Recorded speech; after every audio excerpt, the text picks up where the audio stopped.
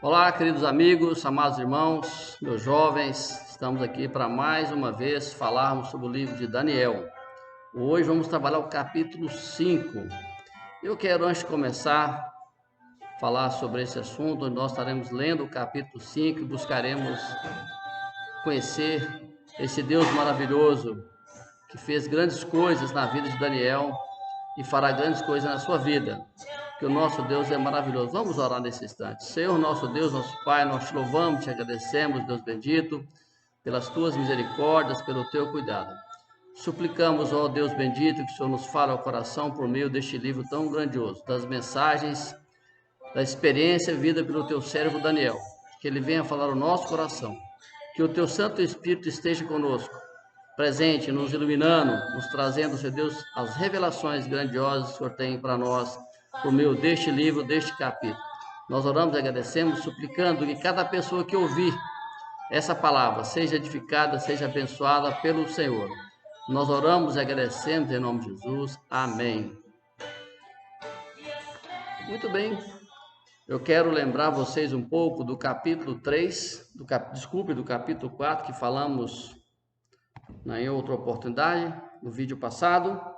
Quero lembrar você do que nós tratamos no capítulo 4, onde Nabucodonosor, o rei da Babilônia, tem o sonho daquela grande árvore, onde representava o tamanho, a potência do seu reino, a sua grandeza, mas também mostrava a sua arrogância, a sua prepotência, onde ele se esqueceu que Deus está acima de tudo. Então há um juízo de Deus sobre a vida de Nabucodonosor, e ele é então levado a viver como um animal. Ele passa a pastar, comer capim, viver ao relento, até que o seu orgulho fosse quebrado. Ok? Agora no capítulo 5, Nabucodonosor já é morto e assume o reinado o seu filho Belsazar. Lembrando que Daniel tinha o nome de Belsazar. Agora, o filho de Nabucodonosor assume o império da Babilônia, e parece que o que a gente vê nos relatos aqui é que alguém que tenha presenciado tudo que ele presenciou, mas acaba se desviando, se esquecendo daquilo que o pai dele vivera, da experiência do pai. O capítulo 5 começa assim: o rei Belsazar deu um grande banquete a 1000 homens importantes do seu reino e bebeu vinho na presença deles. Enquanto bebia, apreciava o vinho, mandou trazer os utensílios de ouro e de prata que Nabucodonosor, o seu pai, havia tirado do templo de Jerusalém. Para ele, os homens importantes, do reino, e as mulheres e as concubinas do rei, os usaram para beber vinho.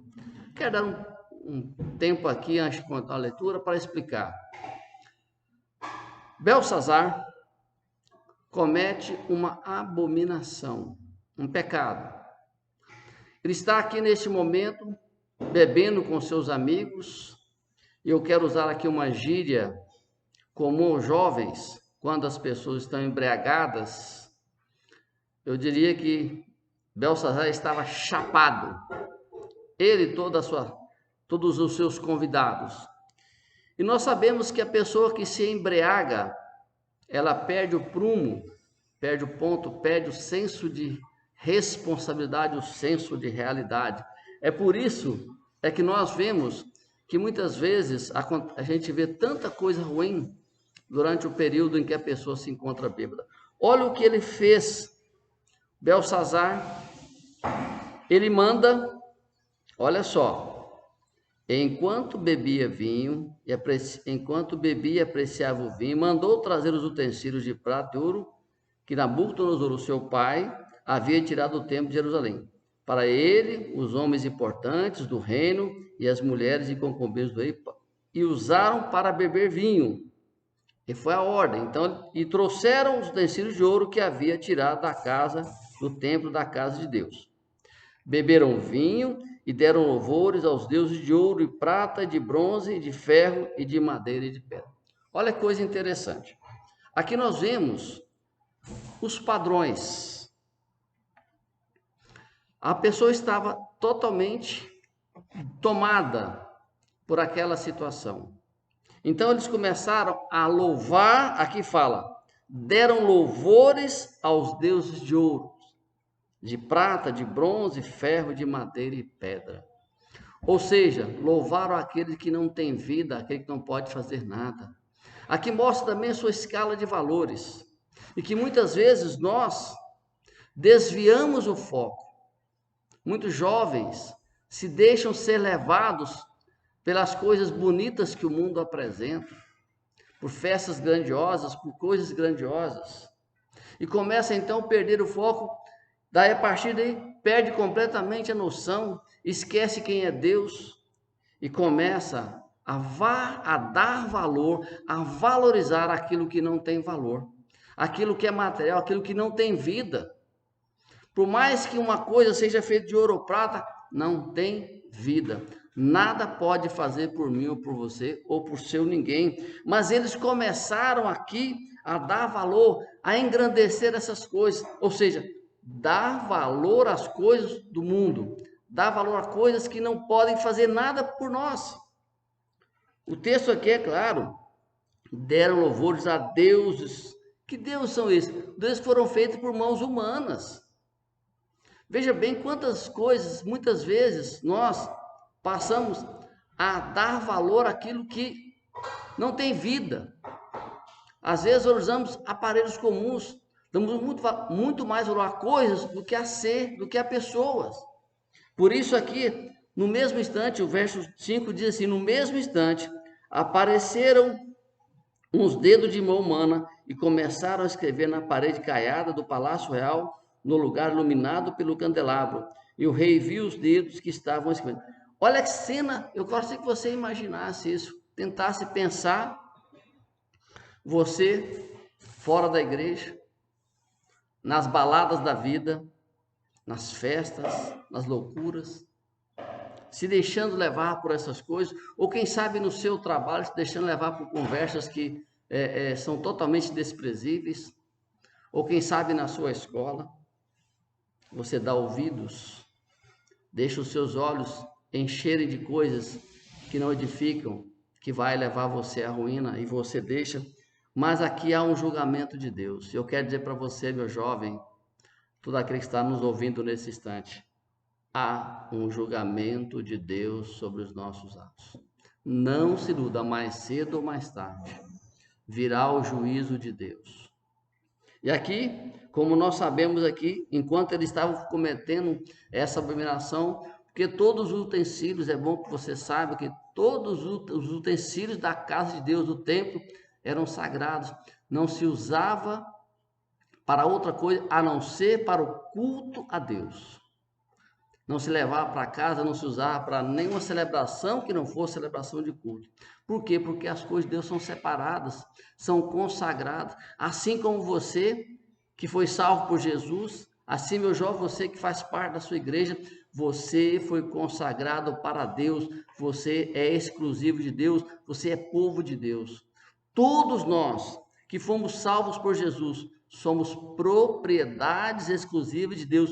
O meu corpo, o seu corpo é templo do Espírito Santo, portanto, é sagrado, é consagrado, e Deus não aceita que nós usemos o nosso corpo para aquilo que não seja para Ele. Portanto, aqui nós estamos vendo um caso clássico, onde eles profanaram aquilo que é de Deus. Por isso, meu jovem, quando você está no mundo cometendo o pecado, você está profanando aquilo que é de Deus, aquilo que não te pertence. Isso é muito sério. Quando você está em conversas profanas, você está desvalorizando aquilo que pertence a Deus. Você está deixando aquilo que foi consagrado a Deus para ser entregue a algo que não vai te edificar, muito pelo contrário, que virá sobre você o juízo de Deus. Então, o rei perplexo, apavorado, o texto fala que suas pernas batiam umas nas outras, ele tremia de medo, ele ficou apavorado. Olha verso 6, então o semblante do rei empalideceu e os seus pensamentos o deixaram perturbados, e as suas pernas bambearam, e os seus joelhos batiam nos outros. É aquela famosa expressão, tremia de medo. Isso é literal. Tamanho foi o pavor dele ao ver aqueles dedos escrevendo na parede. Você está vendo uma parede atrás de mim aí, ó. Imagina um dedo escrevendo ali uma frase, uma palavra, uma exortação. Você consegue imaginar isso? Olha só, foi isso que ele viu. Algo sendo escrito. Ele não sabia o que é. E ele ficou apavorado. E diz o verso 7, o rei ordenou em alta voz que fossem chamados os encantadores, os caldeus e os feiticeiros. O rei disse aos sábios da Babilônia. Ele ficou desesperado. Olha, o texto aqui fala que ele gritava de forma que a sua mãe assustou.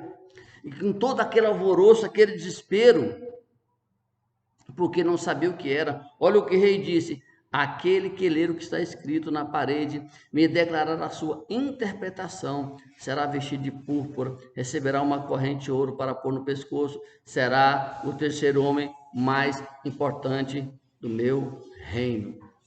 Olha que coisa, tamanho foi o pavor de Belsazar. Ele então prometeu algo grandioso, algo que todos querem. O que o ser humano mais quer hoje? Qual é o maior anseio de todas as pessoas? Poder. O que nós estamos vendo hoje, uma breve pausa aqui. Olha só, um breve parêntese. Apesar de toda essa miséria, dessa desgraça que está sendo esse coronavírus, as pessoas se preocupam em poder. Os políticos em estar se beneficiando de uma tragédia. Os políticos estarem se enriquecendo, roubando. Empresários também, enquanto o povo padece. Mas aqui o rei propôs o quê? Dar poder àquele que pudesse ler e interpretar. Ele ofereceu o que o homem mais quer: poder, dinheiro, posição. Então, olha o verso 3, então entraram todos os sábios do rei, mas não puderam ler o que estava escrito na parede, nem revelar ao rei a sua interpretação. Olha que coisa, os mais sábios. Mas olha o que é interessante, vou ler para você aqui, o verso 10. A rainha mãe, que tinha ouvido os gritos do rei e dos homens importantes do reino, entrou na sala do banquete. A rainha, mesmo sendo rainha, ela não poderia ter entrado sem ser convidada e sem sido autorizada, mas ela sabia que era urgente.